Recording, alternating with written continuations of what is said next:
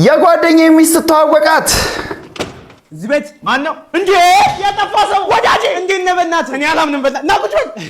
አንተ መጣው በቃ ይባል። እንደዚህ ካልሆነማ መች ትገኛለህ? እንዴት ነህ? ህሊ በእናትህ አለሁልህ። እኔማ አንተ በጣም ነው የወፈርከው። ትዳር ተስማምተዋል? ያው ምን ይደረጋል። በቃ እንዳልከው ልጅቷን የሆነት ሳታሳየን አገባሃት። ምን ላድርግ ብለህ ነው? የሰው አይን እኮ ነው። እሱማ ልክ ነህ። እስኪ አሁን ካልሽ ትተዋወቃለህ? አዎ እንደውም ላስተዋውቃችሁ። ህይወቴ ቆይ ይዣት ይምጣ። ህይወትህን አምጣት። ታውቂው እባክሽ። ስማ አይናፋር ናት። እንግዲህ ውዷ ባለቤቴ ማለት እሷ ናት። እሱ ደግሞ የድሮ ጓደኛዬ ነው። አይ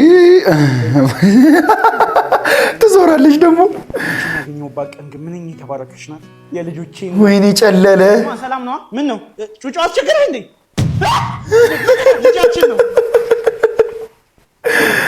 አናቤላ። ምን ላድርግ ወንድሜ? የዘመኑ ሴቶች ታውቃቸዋለህ። ቤት ከሌለ አገቡ።